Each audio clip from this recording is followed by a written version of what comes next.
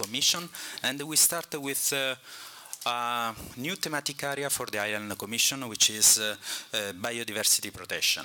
Let me say that this is a sort of new entry for us, as I said, and the aim of this first exercise is to develop in the future a specific working area for the Island Commission that should deal with biodiversity and also maritime issues. So be ready, be advised in the future. We will have a specific thematic area on this, and I count on your support in order to develop a political message and also a very effective advocacy initiative. So it's a pleasure for me to welcome our special guest this morning, and I start with Mr. Heremoana MAAMAATUAIAHUTAPU. Sorry. I trained 2 days.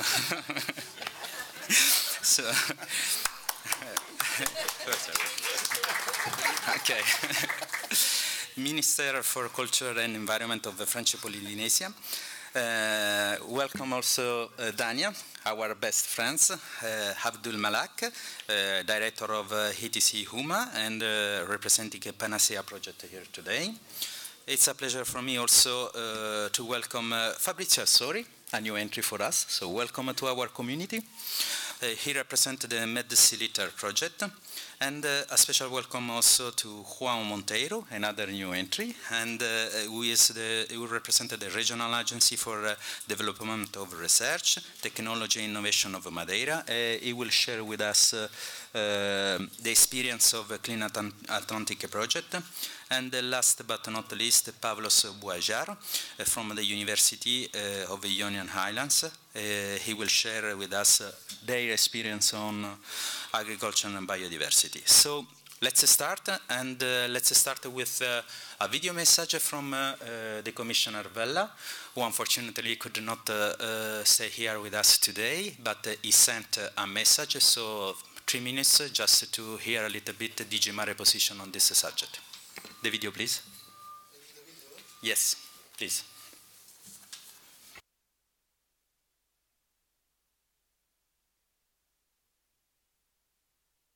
Ladies and gentlemen, islands hold a very special place in my heart. I was born on the island of Malta, and I spent most of my life there. And I still go back whenever I get the opportunity, whenever I get the chance. So I know that islands are special. Surrounded by the sea, we may appear isolated, but in fact, we are often a haven for wildlife, hotspots of biodiversity, and for humans who often visit to get away from it all, a sanctuary. I also know that we are uniquely vulnerable and exposed to the impacts of climate change, to environmental degradation, to energy dependency and economic slums. The European Union recognizes the special nature of island territories, including the outermost regions and European islands overseas. EU funds and programs are already making islands a better place to live, for wildlife and humans alike. You will hear firsthand from several EU-funded projects today. Our approach is based on 2 strands. First, we are protecting island ecosystems and natural resources. For example, our BEST initiative has unlocked 15 million euros for over 80 biodiversity projects in all of the world's oceans. Second, we are creating economic opportunities based on islands' biggest asset, the sea. From sustainable tourism to tidal and wave energy to blue biotech, islands have a lot to offer. And very often, these 2 strands go hand in hand. We develop new technologies to tackle environmental challenges like marine litter or climate change. And in doing so, we create new jobs and new business opportunities. The Plocan Oceanic Platform in the Canary Islands is just one of the many great examples. So let's continue down this track together, whether we come from an island country in the Mediterranean or a new tropical island on the other side of the world. In the end, We all want the same thing: healthy marine ecosystems, thriving island communities, and a place that we can proudly call home. Thank you. Okay. Thanks a lot to Commissioner Vella. He said that we are in his heart. I hope that we are also at the core of political and financial support of DG Mare, so we need to work for this maybe. Okay, so I leave the floor to our first speaker. Please, Minister, you have the floor. I have a PowerPoint also. Bonjour à tous, Yarana. So good morning, everyone.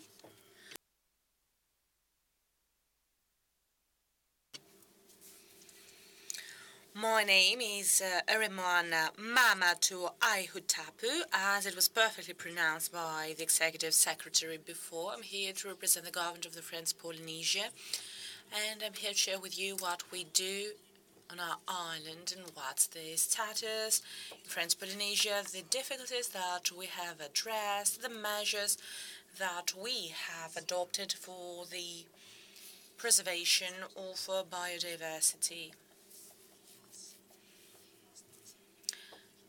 Let's start with a brief introduction about who we are.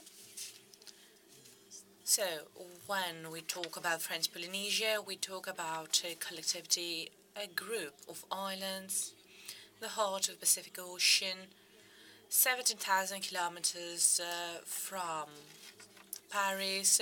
You can see the flight hours needed towards various destinations around the globe. We are scattered and lost in the middle of the Pacific Ocean.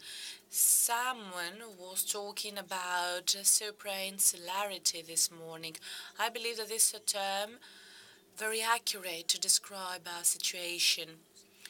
It's a big geographic complex, as big as Europe, 5 archipelagos, 121 islands, 72 of them are inhabited, 273,000 citizens, 5 million of square kilometers. That's the surface covered by the French Polynesia.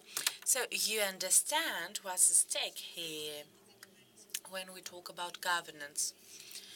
One of the biggest challenges that we need to tackle is, of course, the fact that we're isolated from the big markets, France included.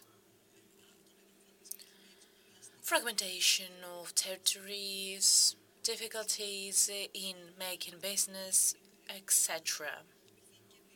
I don't know whether you know it, but nuclear testing has taken place in the past on our territory. In 1996, however, all those tests stopped, and after that we had to revisit and review our economy, which is now based on the development of our own resources, tourism, culture of pearls, and fishing. And of course, we also focus on the implementation of various projects. As soon as the nuclear testing stopped, France forgot all about us, so we had to find something new. And then the challenge that we're faced with today has to do with the preservation of our environmental and cultural heritage. Our heritage is very rich, very sensitive, and in light of the climate change, of course. You know that there's a long way to go, too many things to do.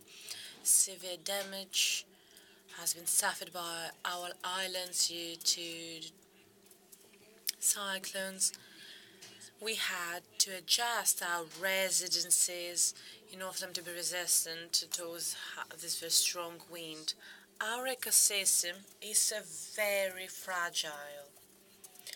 80% of the French biodiversity is found in our waters. We know that French Polynesia is the biodiversity hotspot. We represent approximately 47% of France's maritime territory. And we also have 84 atolls, coral atolls. Some of them are above the surface of the sea. We also have coral reefs, more coral reefs than islands. You understand that our biodiversity is unique, truly. Unfortunately, some of the species encountered in our waters are endangered.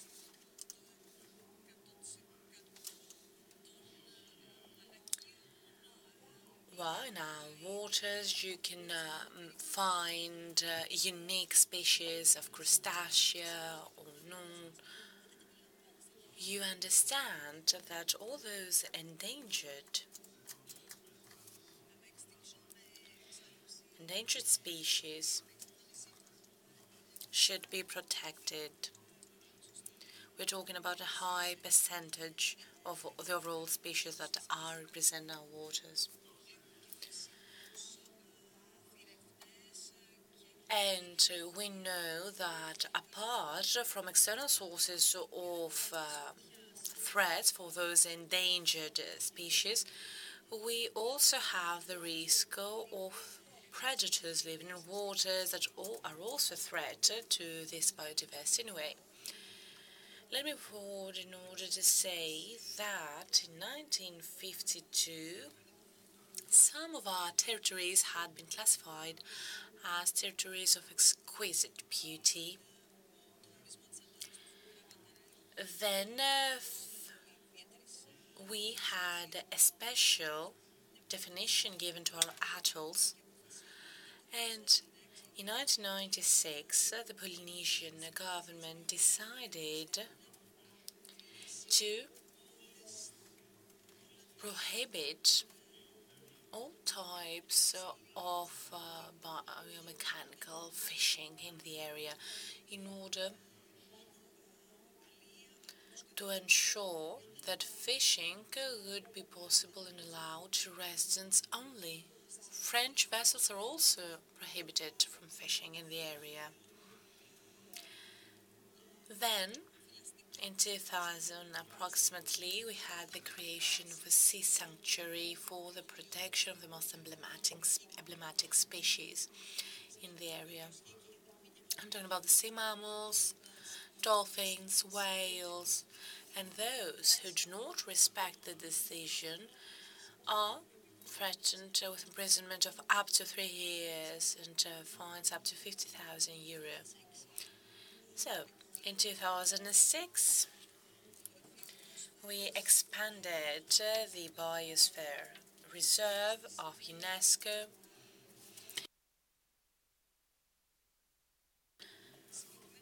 Then we confirmed that there are some shark species protected in our biosphere. So in 2014 we created the Rahui de Tihupo in order to better manage our sea resources. In 2017 we renewed the Biosphere Reserve in Fakarava, including a significant cultural area. And people from Easter Islands visit Polynesia. It's our own maker. And we have also classified the Polynesian zone among the marine protected areas. So, in general, you can see that we have implemented various measures. There are 51 protected areas permanently protected. We are very strict as to the protection of those protected areas. And now let me talk about the maritime spaces. that we manage.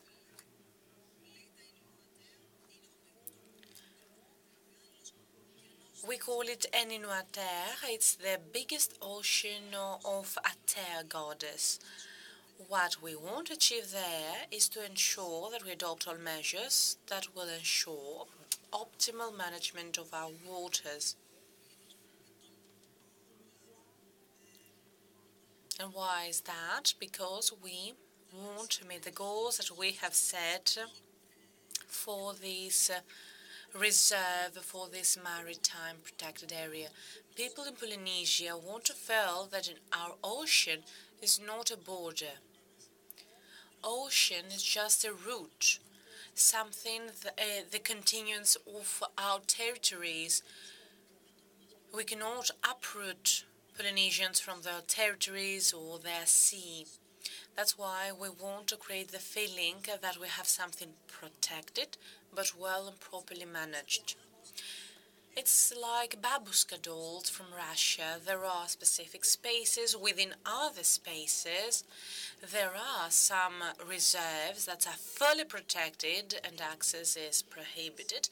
And there are other areas that are also financially exploited to the benefit of our citizens, of course. And this is what we want to achieve, because our revenue, our income is also based on tourism, blue economy, fisheries, and culture of pearls. So, we have responsible and biological, environmental friendly fishing in the area. We have analyzed all fishing methods and techniques, and right now we're launching campaigns in order for the problematic fishing methods to stop.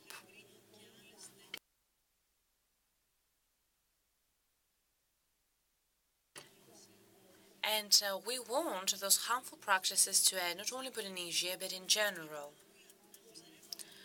Right now,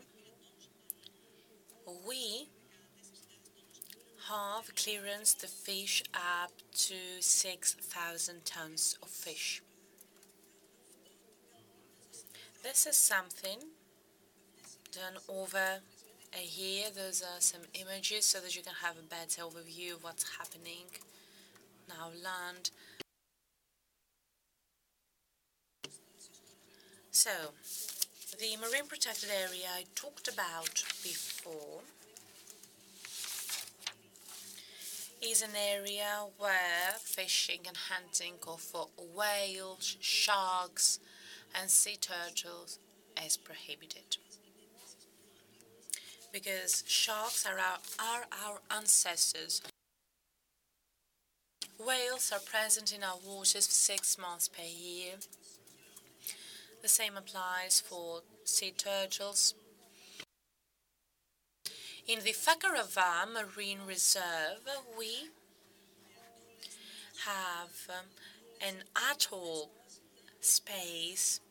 UNESCO is asking from us to expand and extend this space of remarkable natural sites. And we also have a management model that includes people, human activity.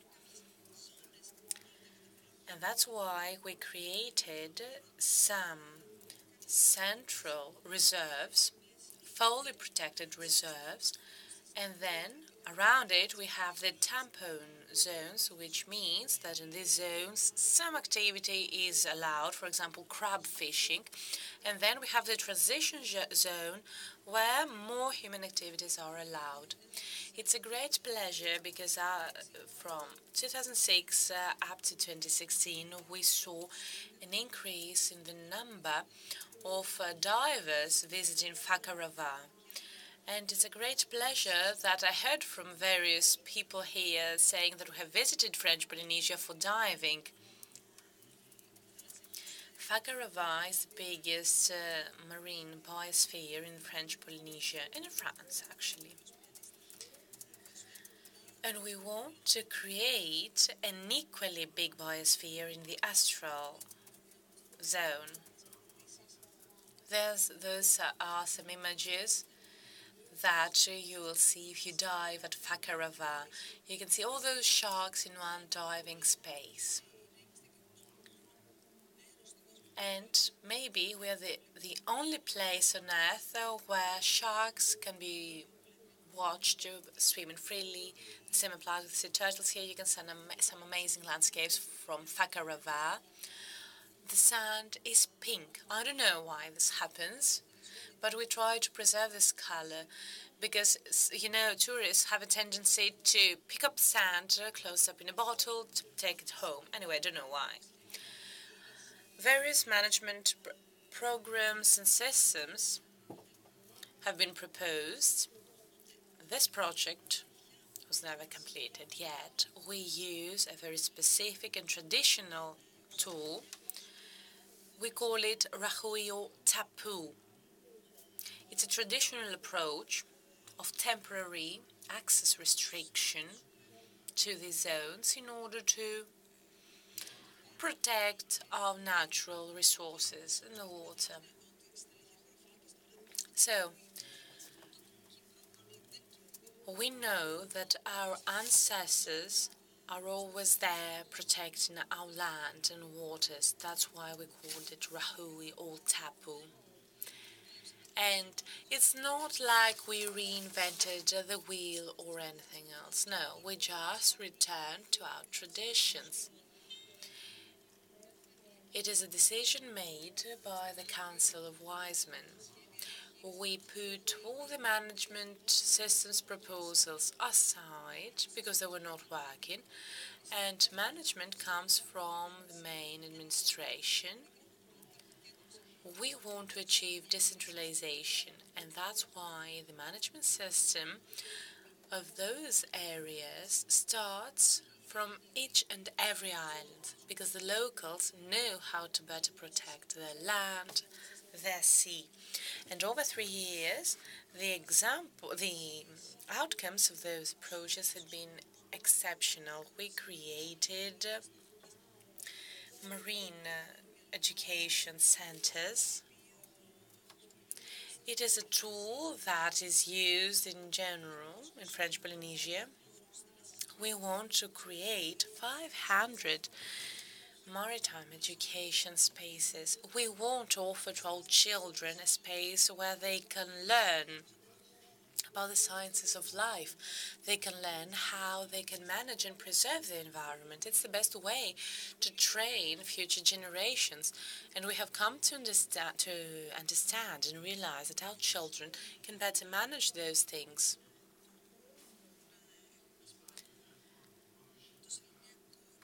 We have taught them how to keep a calendar of the moon, when you should not fish this type of crab or anything else. We want to provide this right training because this will help us preserve all the species. In our seas at Saint Martin, they had created 2 such maritime education spaces.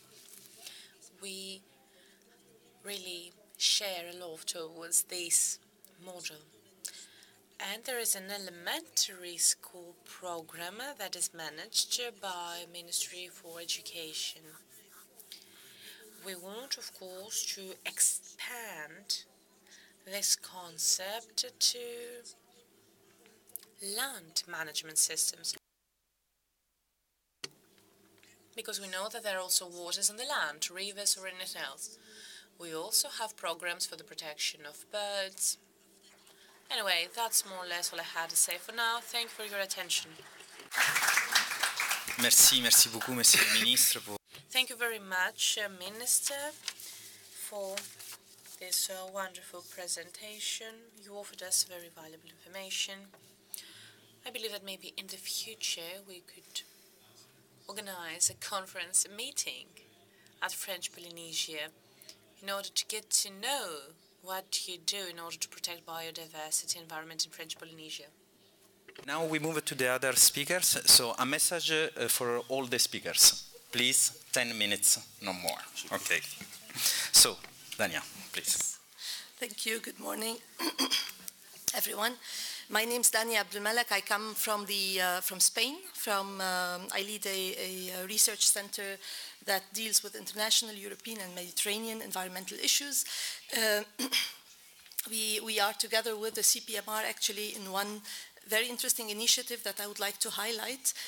I think from what has been said so far this morning, some of the aspects that I will be discussing are already clear, I hope, for everyone. I will try to be as short as possible and happy to deal with any topic you would like to discuss further later on. So my presentation is a broad contribution from many partners. I'm trying to summarize in a way how critical issues related to islands, but also to terrestrial and marine ecosystems on land and the sea have been managed so far, and what is the, I would say, the clear next steps that need to be done, especially in a moment in time where we are already seeing environmental crisis. I think that there is a global move towards climate change issues, what is happening in the future, and how we can try to take some steps in the present to reduce these risks on one hand, but also the latest United Nations environmental report that has come out alarming all the humanity to really take steps towards changing radically their way of living in order to save a little bit livelihood for the future. So I have three main messages that I will try to summarize what I would like to say around them. Specifically to island, so as it has been said already, island communities, they may be more resource dependent and more vulnerable in terms of their biodiversity, but also the local livelihoods, as you well mentioned. The other message is around how we look at the sectoral activities. So we look at pressures from different dimensions. There is a need to really look at the cumulative pressures and their effect on biodiversity, ecosystems, and so on. And finally, with a message on how we think we need to move forward, and this is related to a regional initiative that we have been developing for the last years, and we hope to be developing for the years to come as well. And we would like to invite you, if you feel you belong to this type of thinking, to join us in our upcoming activities. Okay, so around the main message, I think it's clear, it has been said, there is a need to holistically look at our environment. We need to assess and manage the environment using this ecosystem-based approach. Here, the main message I would like to highlight is that we have been looking for the last decades in terms of what can we take out of our environment. And we are using the environment as a sector. So we are saying, okay, we are doing our job, we are conserving a little part of it, and it's a protected reserve or a marine, whatever naming we are giving it to them, and there's a long list of names. But these types of protections, they are not a sector. It's not that I reached a 10% target. It's where do I have the sensitive biodiversity and how I need to protect it. So it's going from the protection in terms of a dimension to protect the resource as a whole. So if we finally plan for one protected area, that the function of that area belongs to another area that is not protected, and we fish intensively in that area, finally our protected area means nothing. So this is a little bit around the main message. I will not go long. I'm keeping all of this for I think you will be sharing the presentations. I mean, it's very clear that islands as biodiversity on islands, on land and on sea is very specific. So there is very high endemism all over. It's very sensitive. It has been developed through millions of years of change in climate, special conditions, and if we lose that biodiversity on islands, being terrestrial, marine, or freshwater, or whatever, we are losing resources that are only present in these spaces. So there is a real need towards the islands for a real protection and good management in that sense. Okay, I just, for illustration, you can see all these areas that are somehow highlighted in these colors are hotspots. A hotspot means that it has a very high level of endemism on the one level, and it has very high pressures on the other level. And as you will see, I guess all the islands in the world, or most of the islands of the world, are within these hotspots, and there is a need for special consideration. Another message here is that we depend on biodiversity. It's not a sector, finally. We depend for our, its correct function. So if we have habitats for fish species to have a healthy life, we are finally being able to eat these fishes. If not, we risk our implications on our well-being, I would say. So this is just to illustrate that we depend on the ecosystems. They are not a sector. They are a whole, an integrity that we need to manage in a way or another, putting some areas where we restrict totally our actions and other where we can manage sustainably. Okay, I give a simple example that links to the area where we are. Greece is known for the Posidonia oceanica meadows. They are beautiful. They protect the coast from erosion. They protect on the sea the habitats for fish to sprout and for us to be able to fish it. Finally, they produce a high quantity of carbon for sequestration for our well-being. They form dune, they reduce erosion, as I said, and these are the types of services that I wanted to highlight. So our well-being depends on habitats and species such as the Posidonia oceanica. Okay, the other message is that we have traditionally being looking at each sector alone, and I'm focusing on the results of a previous initiative we had in the Mediterranean, and here in that case I'm taking the example of the area where they are, the Adriatic Ionian region.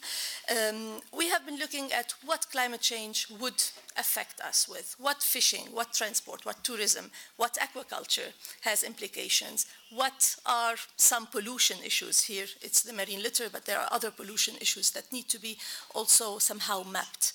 So when we look at the spatial distribution, each pressure or each activity we do has a different spatial pressure in the environment. If we look at them one by one, we are finally ending up with these messages that, okay, we are already about to reach a good environmental status because we have reduced this and that. If we look at them, at the sum of them, which is how it finally affects our environment, the panorama changes totally. So what you see, I would say, yes, in that map, is this cumulative pressure, how all the pressure are ending up finally being these hotspots where we have a very high level of consequences, I would say, on the environment. So it's important to look at the cumulative pressures in one way. This is something, for example, some policies have taken already that into their text, like the Maritime Spatial Planning of the EU. But when we look at them, and I wanted to highlight this other map where you could see for the Adriatic region, the sensitive areas and the areas that are conserved, you would see that these two maps are not going in the same direction. So normally, for example, if you take the northern part of the Adriatic, you see the red accumulation that is highly pressured. It is highly pressured, it is highly sensitive, but management is not occurring there. So we don't have any protected areas. We don't have any actions taking care to reduce these pressures. So these, in terms of political messages and management-related messages, there is a need to put that in a context that we also prioritize areas that are highly sensitive and that have high pressures on them. And the final message is about how to move on. So is it that protecting somehow areas or somehow, what is it called?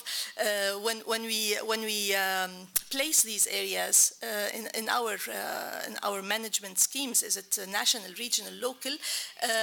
Is it enough? Is it enough to just protect these tiny little islands around, or is there a need to look at the ecosystem as a whole and to move on with holistic approaches? So here the message is that in case we want to ensure in our planning processes, for example, the maritime spatial planning as an example in the EU and part of the Mediterranean, we need to include this socio-ecological threat or to improve the socio-ecological resilience of biodiversity and communities, to make sure that for our present, the sectoral, I would say, activities are somehow not conflictive, but also to ensure that we are planning for the future.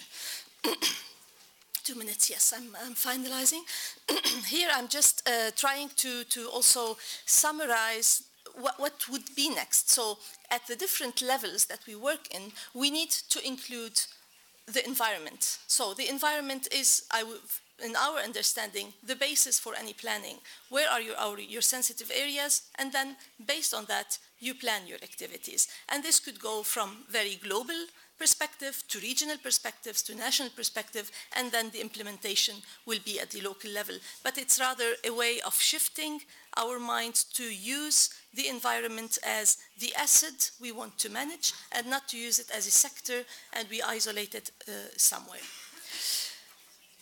Again, to illustrate, if we keep the business as usual, this normal scenario that you would see in red in terms of our management of our resources, we are ending up in a crisis that would affect our livelihood.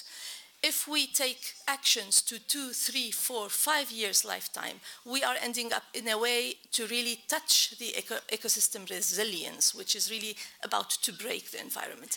So what you see in green is a little bit this long-term ecosystem-based approach thinking that needs to happen in all the actions we take in order to restore ecosystems and to make them present for our upcoming generations, I think. So these are the main 3 messages. I wanted to share them with you.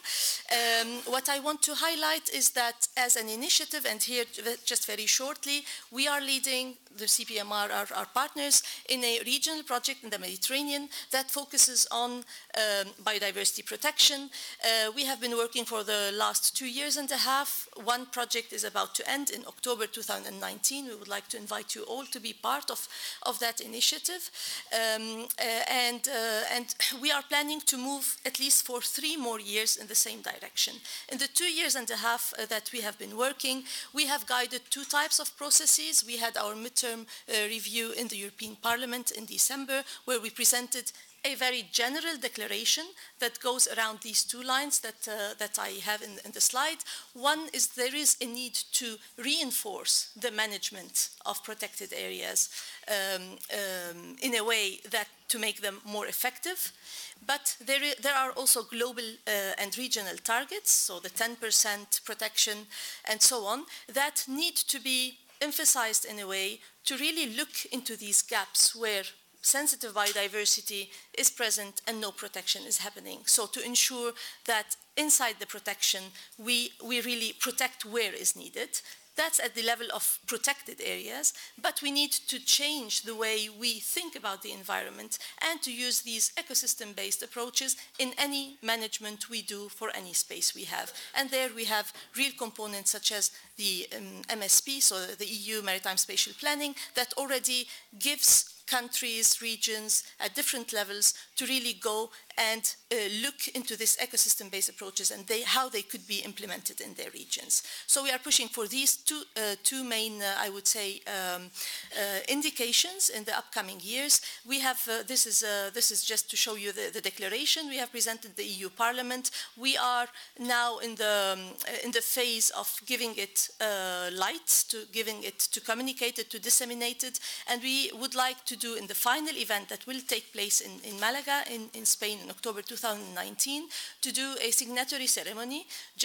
We already have a long list of regions, institutions, local authorities, scientists coming together and ready to sign that general declaration. But we think it's something to give us somehow a step further for the next 3 years. So it could be a real starting point towards actions. The next 3 years are expected to be really working in different working groups at different levels to move on with actions that are needed to happen in the territory. And here I take the opportunity to just, knowing that you, Giuseppe, mentioned that you want to develop a working group on islands related to biodiversity protection, we would be happy to join, to be part of, to support, and to have you also active in our activities. And thank you. Thanks a lot, Dania. Indeed, it's quite important for us to receive your support and your help in terms of gathering data, information, and also suggestion. Just a few words for you to know. La Réunion region is organizing a big conference next week on maritime spatial planning and blue growth.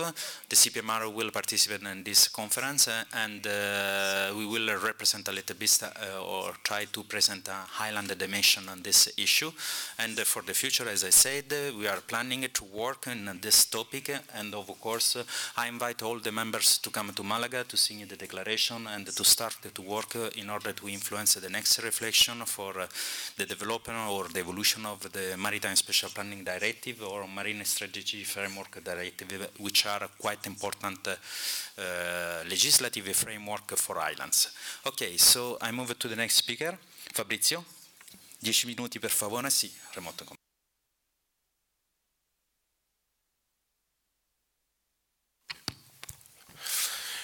Buongiorno a tutti, ringraziamo.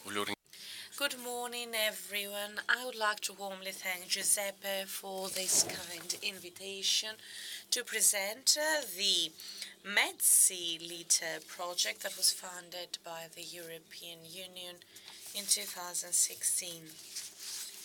Of course, we talk about a collaborative project, not cross-border, rather than cross-Mediterranean project, because we have the involvement of various regions, marine protected areas, research centers, universities, and of course our own institute, the ISPRA Institute. My presentation will focus on marine protected areas, and of course the FLT network, a new network that is guided by ISPRA, the Institute for the Study of the Seas. I'm also going to talk about the MEDSEALITTER project, as well as the sea pollution issue. All those things were brought up due to the emergence of the marine litter pollution phenomenon. It all starts from a human and returns to humans. So I would say that it is a dead-end situation. We need to make everything possible in order to mitigate the severe impact of this phenomenon.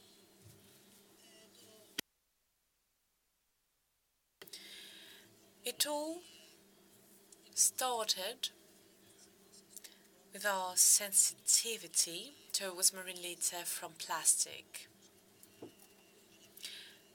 And of course, we also wanted to expand the network of marine protected areas. I'm going to say a few words about what we have done the past years. However, 2016 is the starting date of the MEDSEALITTER project. So, we are focusing on the micro litter, meaning litter of small dimension, less than 5 millimeters, as well as on the meso-macro litter. Like I said before, FLT is a Mediterranean monitoring network. Goal is to monitor the situation. Up to 2017, we saw that the Mediterranean suffers due to marine litter phenomenon. Consequences are severe and affect loggerheads and other population of marine species, dolphins, cetaceans, and traces of plastic have been identified on the animals. FLT is the network in the framework of which we carry out our activities, our Mediterranean monitoring activities. Those lines, those areas are connected through ferry lines. You can see the map on the slide. And what do?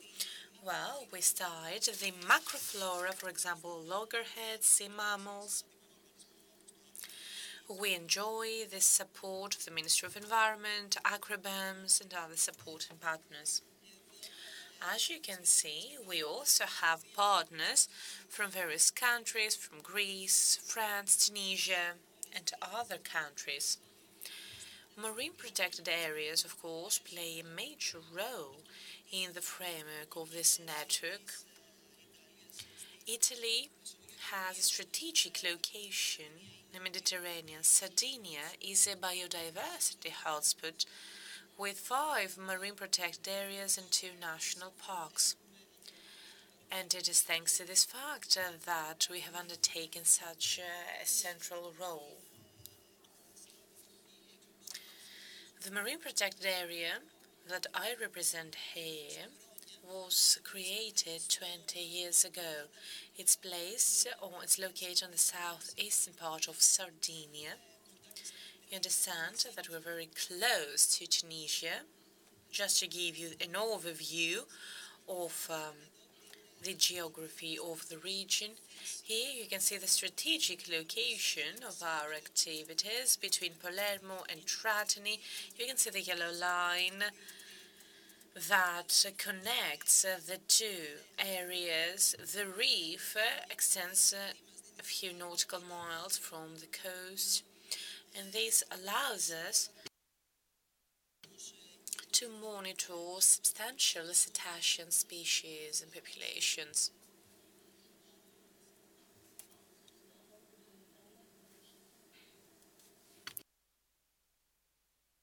Here you can see another overview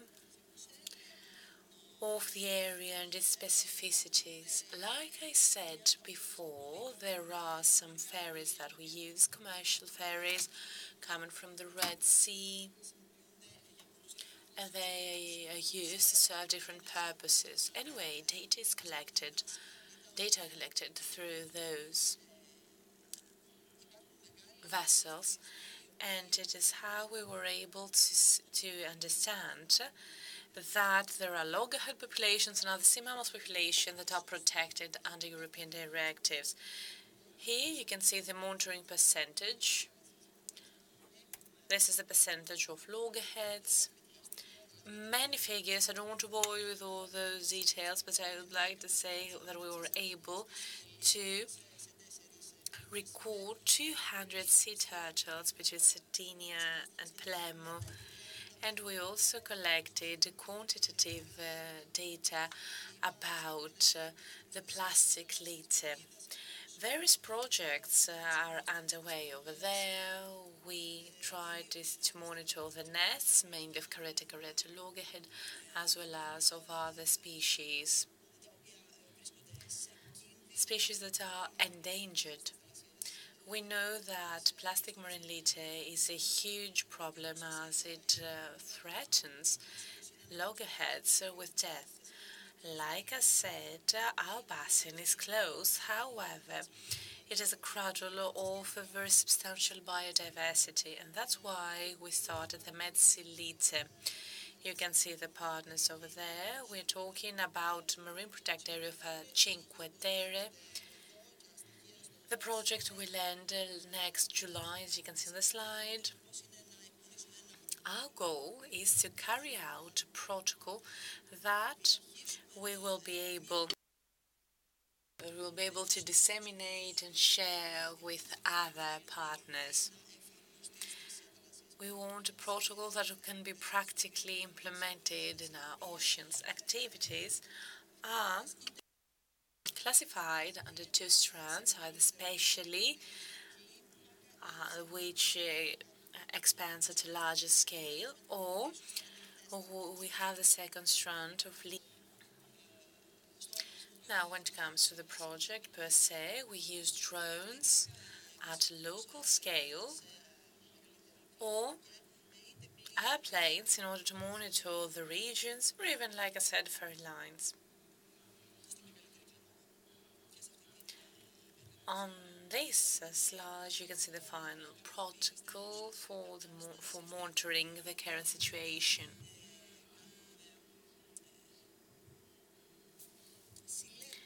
And we collect data that is shared among us in order to achieve the proper dissemination. I think that I have mentioned all the things I wanted to share with you for the time being. The purpose of MEDSEALITTER is to raise awareness of the broader population. The situation is very worrying, and we need to share best practices, the protocols that we use.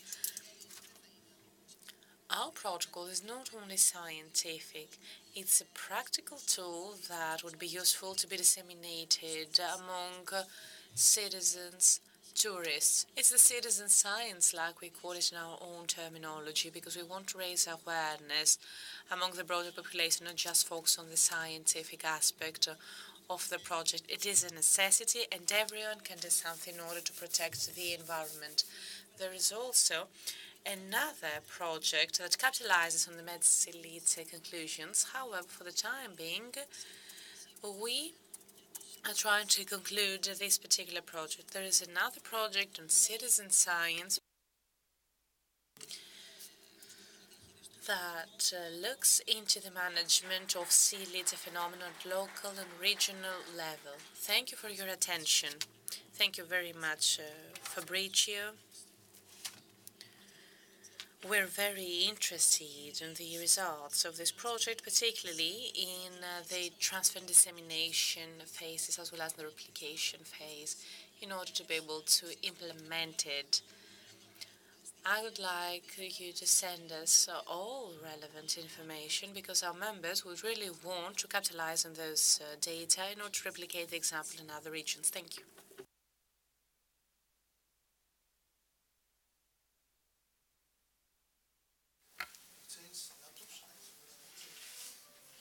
Sorry? Yep. So while the laptop is changing, I can introduce myself. And first of all, thank you very much for the invitation. It's a great pleasure that I'm here.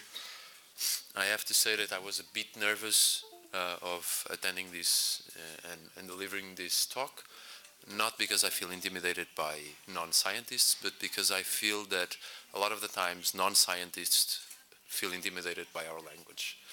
And easily get distracted because they find either boring or too complex. So I'll try and make it as easy as possible and as interesting as possible, and at the same time that it also appeals to your needs and to the scope of this meeting. So I think the presentation is ready. Okay, so I'll keep on talking. So one of the things I'd like to say is, even though I'm presenting on a specific project that focuses on marine litter in the Atlantic region, I am first and foremost a marine ecologist. I've lived in islands for over 22, 23 years, and I've had the amazing opportunity of visiting some of the most remote islands, including in French Polynesia and in the Pacific. And so I'd like to underline that, in fact, the value of biodiversity in islands is almost unimaginable, in the sense that the fact that it's an isolated place and the fact that it's surrounded by water makes it both the terrestrial and the marine life absolutely fundamental for the livelihood of the people there. And having this perception sometimes that researchers or marine biologists are just glorified tree huggers, I'd like to use that expression, is kind of a mistake, and in the sense that in a very near future we are going to get to a tipping point where some of these islands may actually find some trouble in maintaining their livelihood. So can I get the next slide, please? Or, there you go. Let's see if it works. Okay. So, marine litter. As you all must be aware, it's a global problem. It's fortunately now it's getting traction and attention by the society. These are just some clips of the news over the last year or so. Some of them are just from the last 2 weeks. And so when I was coming into marine litter as a problem, my first question was, how can I help? So I'm a marine scientist, marine ecologist. Where do I fit to help contribute to solving this problem? And so we've identified a couple of things that seem to be still missing in terms of information and where we still have knowledge gaps. So one of them is, how can we track where do we have marine litter? So can we map it? Can we detect it? And a lot of the times it's easy on the places that are more frequented. So imagine on an island where if you go to a beach that is heavily used, you will find litter there easily because it's used every day. Probably the most remote places are not going to be as easily monitored. The other thing is, how can we characterize the type of litter so that we can track back the source and we can know how much of it so that we can take action. And that's another issue. So most of the protocols are expensive. They demand a lot of effort, man hours, and a lot of time. And so even though we are walking on the right direction, we need better and more efficient tools. And then lastly, what are the impacts? So we all know about the most visible impacts, like whales getting 40 kilos of plastic bags in their stomach. That comes on the news. But are we missing still other things? So one of the most obvious one will probably be the influence of microplastics in the food chain and how can it affect human health. But there's other impacts that we would like to explore. So we came into the CleanAtlantic, which I'm not going to devote too much time to this because it's not why I'm here, but it's an Interreg Atlantic area funded project. It has over €3 million budget with 75% of the European of ERDF. It includes 18 organizations from 5 different countries, and it evolves around these 5 work packages on awareness, mapping knowledge, monitoring, mapping and modeling marine litter, and waste management. All of those we try to have some sort of capitalization with other organizations and other projects. So I'd like to start by going back to the last topic I mentioned. What are the impacts? What are we missing? And so the research group where I'm working is specialized in marine bioinvasions. And so we focused on this aspect. We focused, are we missing something? And those graph on it's just the number of species detected in Madeira throughout the years since we started in 2012. They are mostly by shipping, but recent publications, including in Science, suggests that marine litter is becoming also a problem because some of these organisms can attach to the floating objects and drift, and they survive. And so when they get to the next place, they can colonize, they can settle, and they can become a problem. So with that in mind, within the CleanAtlantic, we set up a program that capitalizes on a network of stakeholders we already had contact, and the objective is to opportunistically detect floating objects and sample them. We want them to collect information like location, photographs, and bring it, and then they call us, and we go and try and assess what do we have there. We take information on biological data, on the identification marks of the object, and we then include oceanography. So this is just an example from a few sample points that we have already detected and processed. And this is the combination of buoys and as thus where we think these objects are coming from. So most of them use the Gulf Stream, and so they are coming from actually the west side of the Atlantic. Some of them also from the north part of Portugal and Biscay Gulf and nearby. For you to have a perception, these graphs, it's the number of alien species, non-indigenous species that we found on each of the different types of marine litter. So the average is around 10, with the floating litter having a bit more, 13%. And the importance of this is if you ever had an infesting species like Fabrizio probably can tell you a lot about in the Mediterranean with Caulerpa, they can have a huge impact on both the habitat, the communities, and on the fisheries and livelihoods of local people. So if we have higher number of non-indigenous species, this actually increases the chances of one of them being an infesting species. And if that happens, and I can talk by personal experience, when it settles, there's no way back. There's no way we can remove it. In the Azores, where I was living for a while, we had a program that spent over 300,000 euros trying to control the population of Caulerpa. We managed to mitigate the problem. We didn't solve it. So within CleanAtlantic, we found out that marine litter does in fact pose a threat in the terms that it is also a viable vector for non-indigenous species, and as such must be considered an additional impact that marine litter poses, and hopefully we can come up with a solution that helps us detecting and removing these objects and reducing the risk. So next, one of my main activities is habitat mapping, and with the advent and growth of drone in the industry and how accessible they've become, we've started using drone imagery instead of satellite imagery to do habitat mapping. And one day, right by the lab, we detected this floating patch of debris, and that was also one of the reasons why we initially went into the CleanAtlantic. So the CleanAtlantic has several, it's working.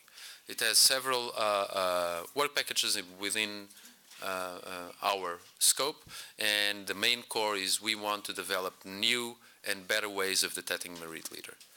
So using drone technology, we want to focus on different areas of the monitoring and detection.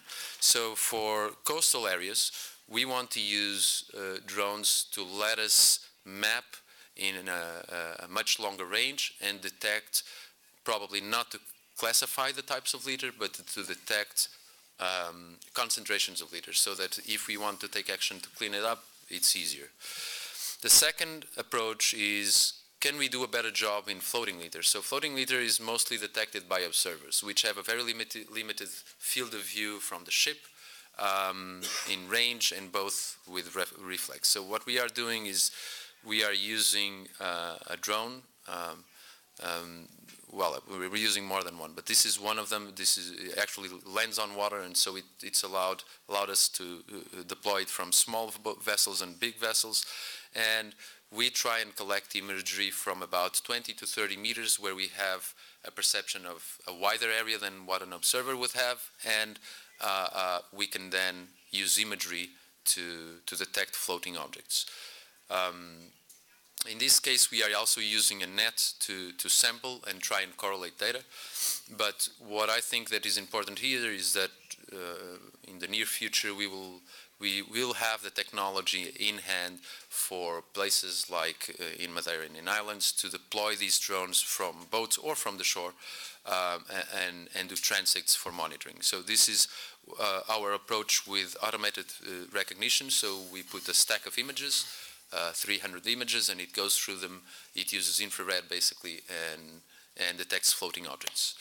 The second part of it, it's for microplastics. It's basically the same principle. We want to use the sample with the net that I showed you to use automated counting systems so that it's faster. So when we go out and we collect samples of microplastics, it takes a long time to count them by hand. So this will allow people to have a tool that it won't be as efficient in controlling which kind of marine litter or microplastics, but in terms of numbers and counts will greatly increase the efficiency. Sorry. So we are now using additional drones to take from the shore, and we are using multispectral cameras to enhance our program. On top of that, we've also started a partnership with the University of Madeira and Innovation and Technology Institute that we have there to come up with an app. And the idea is that people that go out at sea, fishing, whale watching and so on, they can take a picture and it automatically tags in the georeference to the server, which allows us to map and then identify. We are now working also on the gamification approach, which is trying to engage people to do the job for us. So instead of opening the picture and we have to classify if it's a plastic and if it's a bottle and so on, we give points for people to do that. Hopefully it will work. Last, all of this information, how does it fit? So obviously it needs to fit policy and other science. And so one of the great advantages of this approach is that we can use this data to validate and ground truth oceanographic models for marine litter. So this is one of the models that is developed within CleanAtlantic. And so these models are mostly theoretically, but then they need proof. They need to get data. So one of the advantages is that if we do get hotspots of accumulation and if we do get data, we can ground truth these models and change them as it's necessary. I'm trying to move ahead. Okay. So just to finish up, on the upcoming months, we are increasing our effort in surveys. We are doing 1 kilometer away from the shore, but launched from the shore. We are also developing the app, and we are trying to get the protocol optimized so that other people can use within the world. Actually, I was trying to get to, there's a restriction, but no. So lastly, what do I think that we need to do? So obviously there's no question that marine litter is a global problem and we need to take action, and we think that we need an increased effort in reducing it, in monitoring and doing research, in developing technology to either detect or clean up, and to engage more people, more governments, and more corporations to commit to this problem. The most important, as I started the presentation, I think that we all must ask ourselves constantly, how can I help? It's the main question. This is the problem. The problem has been identified for a long time now. So how can I help? Thank you very much.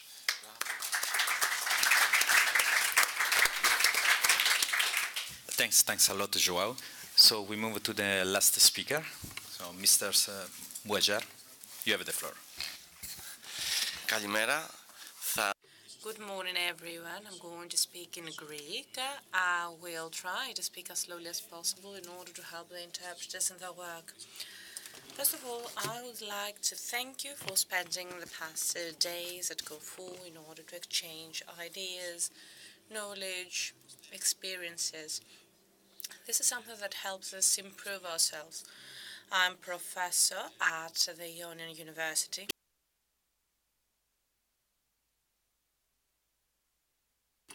And I am president of the agro-food collaboration of the region of Ionian Islands.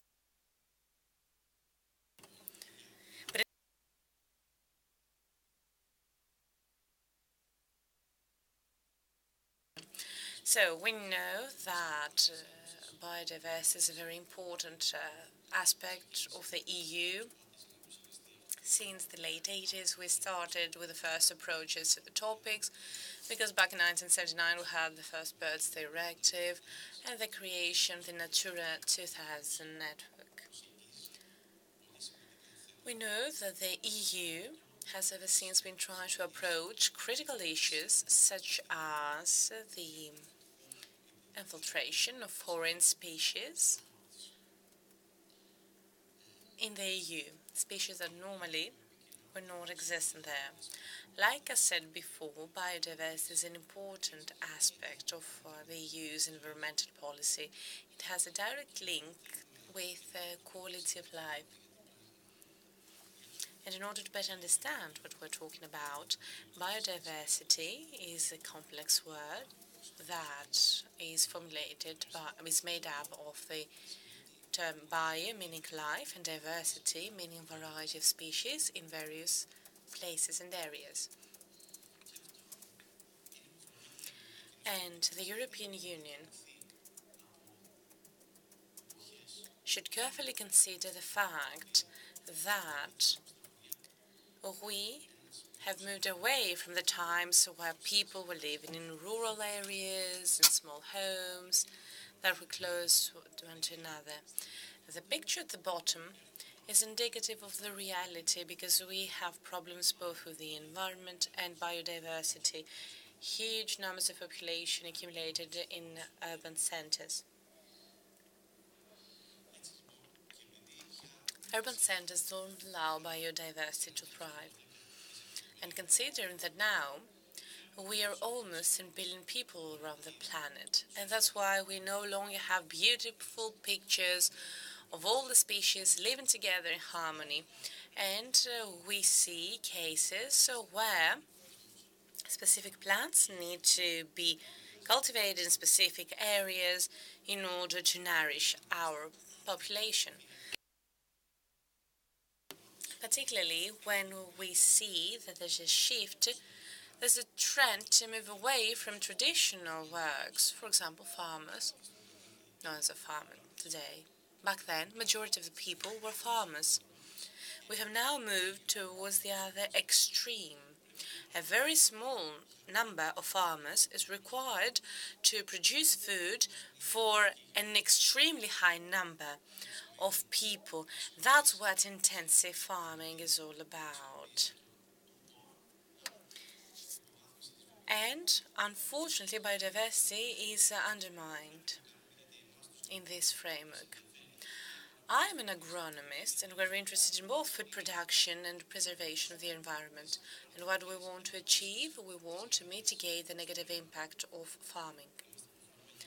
We are obliged to preserve the ecological balance. I believe it's needless to explain why this is a necessity. And another thing that sometimes is overlooked is the fact that the environment is struggling to provide high-quality services such as entertainment that also contributes to the mental health of society and other things. Those dealing with biodiversity and the environment, they know that we protect wild fauna, birds, mammals, plants as well. In the region of the Ionian Islands, we have been trying to protect the most important species in nature, which is none other than the farmer. Because if farmers are preserved, then we will still have birds, meadows, and all those beautiful organisms.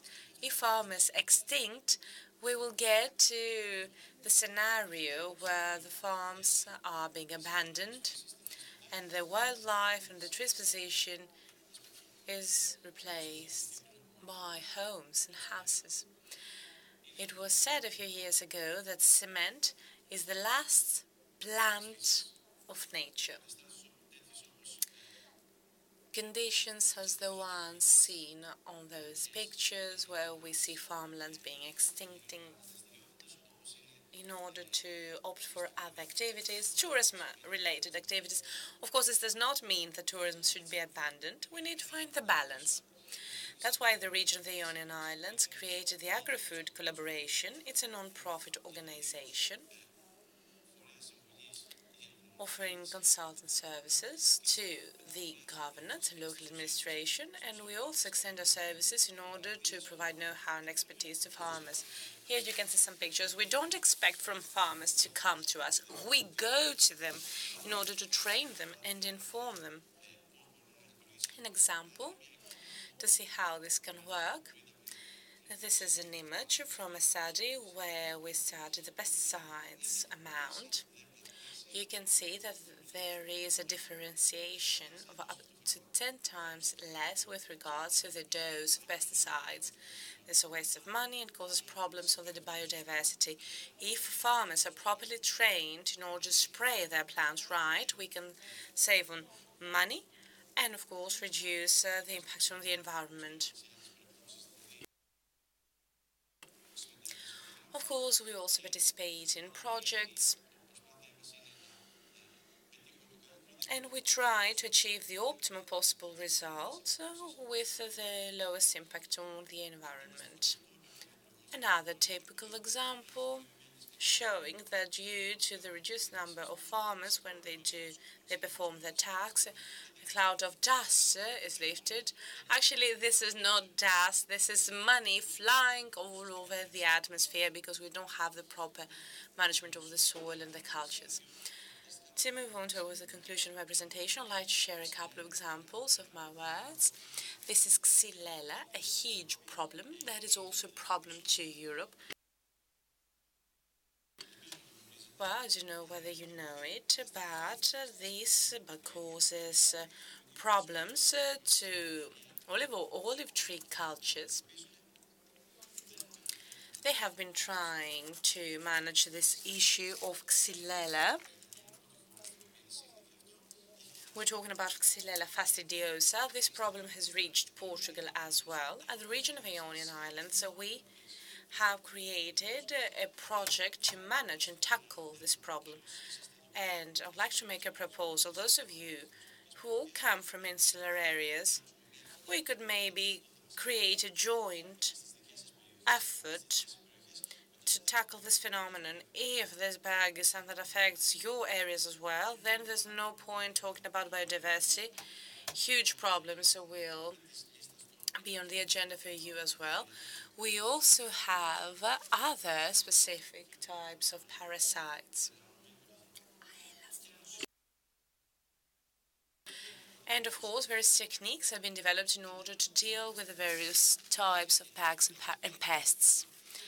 Another action we hold is the recycling of empty pesticide containers. We know that there's a harmful impact on society and the environment, and that's why we started as pioneers here in the region with a system that will collect the empty containers rather than having them floating around the territory. Thank you very much for your attention.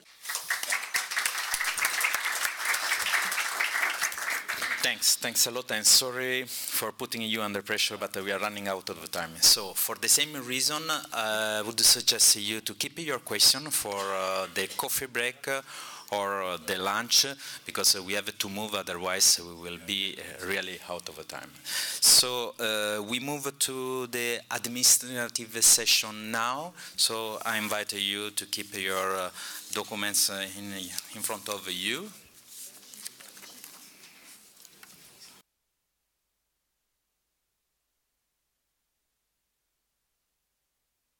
And let me thanks again our special guest and speaker. Sorry, too fast.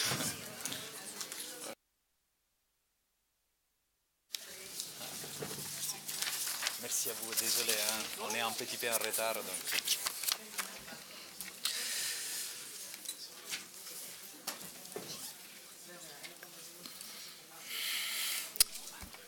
Okay.